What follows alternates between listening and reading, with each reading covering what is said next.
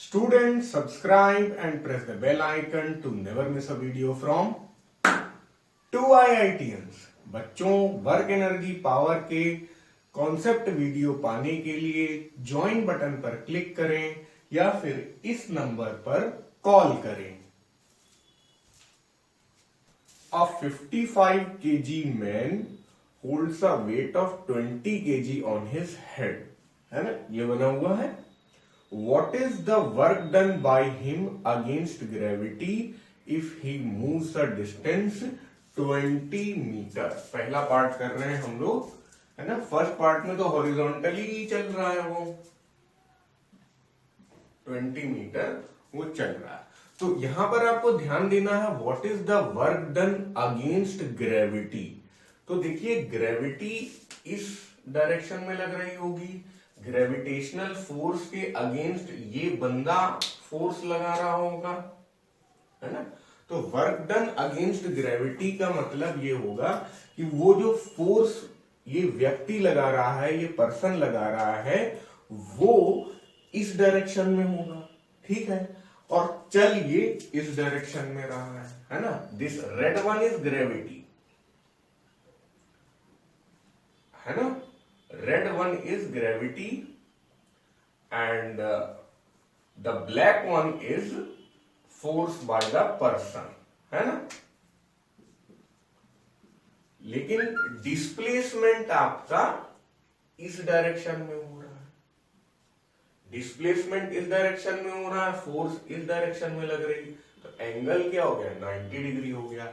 और ये हम लोग कभी नहीं चाहते हैं। जब भी वर्क डन जीरो की बात होती है तब क्या होता है कि आप हॉरिजॉन्टली चल रहे हैं और वर्टिकली फोर्स लगा रहे हैं, तो एंगल 90 डिग्री हो रहा है। तो वर्क डन ऐसी केस में जीरो हो जाएगा, क्योंकि सेम डायरेक्शन में कितना डिस्प्लेसमेंट हुआ है ये देखा जाता है। बच्चों, फिर से मैं बोल रहा हूं, आप जिस डायरेक्शन में फोर्स लगा रहे हैं उस डायरेक्शन में डिस्प्लेसमेंट जितना हो रहा है बस उतना ही देखते हैं। अब ये बंदा बेचारा इधर तो फोर्स लगाए जा रहा है लेकिन चल इधर की तरफ रहा है, इसलिए ये वर्क डन जीरो वाला केस हो गया। अब हम इसी बात को लिखेंगे कैसे। Since horizontal displacement is perpendicular to the vertical force, क्या थी, वर्टिकल फोर्स ये थी और हॉरिजॉन्टल डिस्प्लेसमेंट इस डायरेक्शन में हो रहा है। और ये वर्टिकल फोर्स में लेंगे क्या क्या हम लोग। देखिए यार, ये पर्सन अपने वेट को और जो बोझा सर पे रखा हुआ है दोनों को के अगेंस्ट काम कर रहा है, खुद को भी तो एक तरीके से लेके आगे पीछे जा रहा है। तो इस केस में हम लोग यहाँ पे वर्टिकल फोर्स में वेट को लिखेंगे और याद रखिएगा असली में ये टोटल वेट है।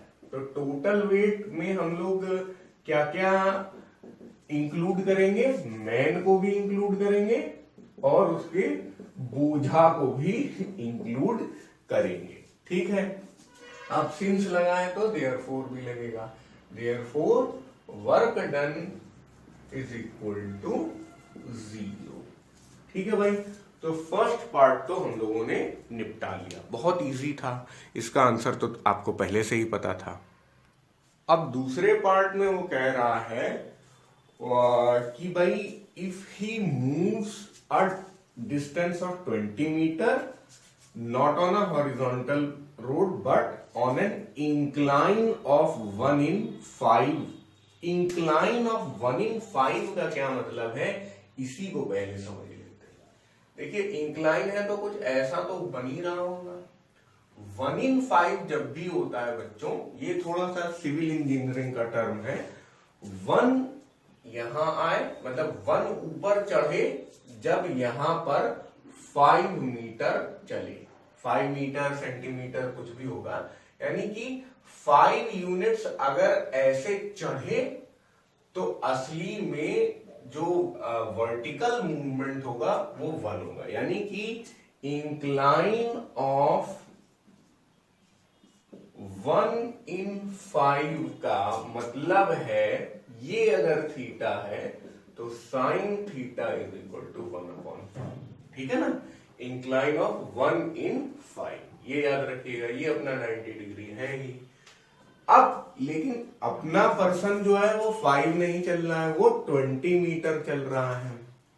तो यहां पे वो ये 1 यूनिट है, ये 5 यूनिट है। ये तो स्लोप को डिफाइन करने का तरीका है। लेकिन याद रखिएगा इंक्लाइन ऑफ 1/5 का मतलब sine theta is equal to 1/5 होता है, ना कि टेन थीटा। मैं स्लोप जरूर बोल रहा हूं, लेकिन फिर भी यहाँ पे साइन का यूज हो रहा है। वैसे यहाँ पे इस क्वेश्चन में साइन का कोई बहुत ज्यादा यूज नहीं है। अच्छा, अब ये ऐसे चलता गया, तो अब अगली पोजीशन इसकी यहाँ पे थोड़ा छोटा बना दे रहा हूं, बाहर ना निकल जाए कहीं। ठीक है, ओके। तो ऐसे चलता जा रहा है, पहाड़ में चढ़ गया तो छोटा दिख रहा है इसलिए है।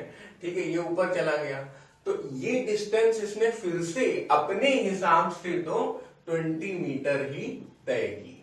ठीक है, अब वही बात हम लोग बोल रहे हैं, while moving a distance of 20 metre on an incline of 1/5, let the man reaches h metre high. अब h मीटर कहां हम लोग बोल रहे हैं, इसको बोल रहे होंगे। ये जो डिस्टेंस है ये है आपकी h मीटर। ठीक है, तो आराम से आप कर सकते हैं 20/5 is equal to h divided by 1। आपको समझ में आ रहा होगा h क्या हो रहा है। ऐसे भी आप कर सकते हैं, आप ऐसे भी कर सकते हैं कि भाई 1/5 दिया हुआ है तो उसी को हम लोग यूज कर रहे हैं। तो 1 के करस्पॉन्डिंग h है और 5 के करस्पॉन्डिंग 20 है। तो this implies h is equal to 20 divided by 5 यानी कि 4 मीटर। चाहे जैसे आप लिखें, आप यही सीधा h is equal to 4 metre भी लिख देते तो भी कोई दिक्कत नहीं थी। अब हमारे पास इंफॉर्मेशन क्या क्या है भाई, गिवन चीजें वैसे शुरू में ही आप हम लोगों को लिख लेनी चाहिए थी। Given m is equal to 20 kg, छोटा वाला मैं 20 ले रहा हूं, बड़ा m is equal to 55 kg। ठीक है, यहाँ पे ध्यान रखिएगा कि टोटल वेट, टोटल मास लेना है। जब हम लोग वेट कैलकुलेट कर रहे हैं, वेट और मास में क्या डिफरेंस है ये सब तो आपको आता ही है। ठीक है, तो अब वर्क डन की बात करेंगे तो जी भी उसके लिए चाहिए होगा। जी आपको क्वेश्चन में ही दिया हुआ है, कितना, 10 मीटर पर सेकेंड स्क्वायर। ठीक है भाई, तो क्लियर है कि भाई work done is equal to change in kinetic energy होता है। यहां कोई काइनेटिक एनर्जी का खेल हो नहीं पा रहा है। Work done is equal to change in potential energy भी तो होता है, और पोटेंशियल एनर्जी उसकी यहां पर 0 थी और यहां पर जब पहुंच गया तो पोटेंशियल एनर्जी काफी ज्यादा हो गई। और वर्क डन, यही इसका वर्क डन अगेंस्ट ग्रेविटी हो जाएगा। ठीक है, तो हम लोग क्या लिखेंगे, वर्क डन अगेंस्ट ग्रेविटी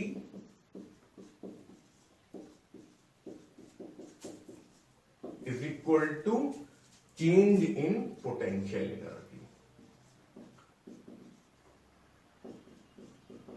तो 0 माइनस करके लिख भी सकते हैं, मैं सीधे mgh ही लिखे दे रहा हूं। ठीक है, इसका नाम दे देते हैं W, m plus m into g into h। ठीक है भाई, और मैं काफी ज्यादा लिख रहा हूं ताकि आप बोर्ड एग्जाम के हिसाब से काम कर पाए। हालांकि 11th में बोर्ड नहीं है, लेकिन स्कूल में आप सही मार्क्स कमा पाए, इसलिए मैं सारी राइटिंग वर्क कर रहा हूं। वरना बहुत ही आसान सवाल है, पहले का आंसर 0 है, दूसरे का आंसर भी बहुत जल्दी निकाला जा सकता है। बस physics is all about plugging values. तो बस m आ गया 20, ये हो गया 55, g हो गया 10 और h हमने कितना निकाला 5। तो 75 यहां पे आ जाएगा। आपके पास तो कैलकुलेटर भी है, तो 75 h इज इक्वल टू 4 है भाई, 5 क्यों लिख रहे हैं।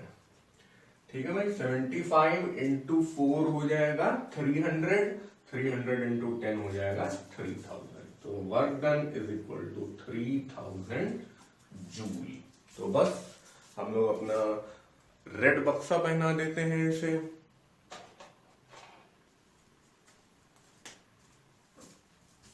So this is done. दोनों ही पार्ट हम लोगों ने